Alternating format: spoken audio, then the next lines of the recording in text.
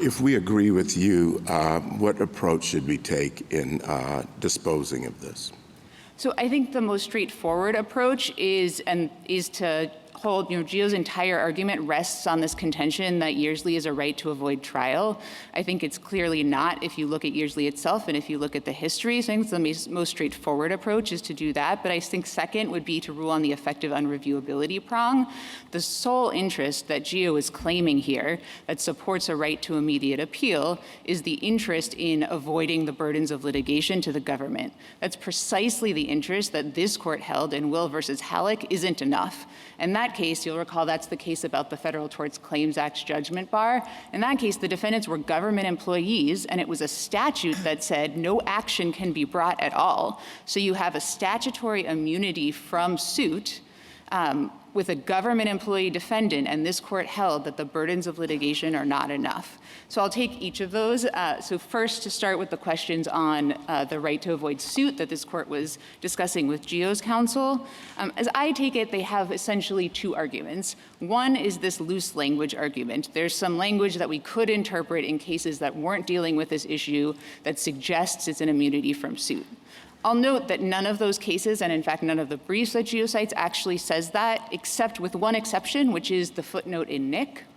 If you read the next sentence in the footnote in Nick, what it says is, the Tucker Act provides a complete remedy, so it excludes liability.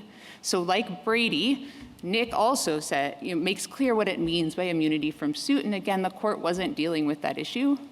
And if this court, as this court said in digital equipment, virtually every right that can be enforced on a motion to dismiss can be loosely called, and in fact, I'll tell you, has loosely been called an immunity from suit.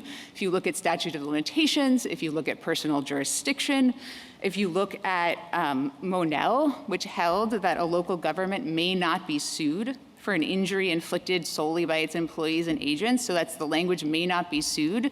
Still in Swint, this court held that government entities don't have a right to avoid trial under Monell. So over and over again, this court has used this kind of loose language. But what the court focuses on is what is the core of the actual right? Is this actually a right to avoid trial?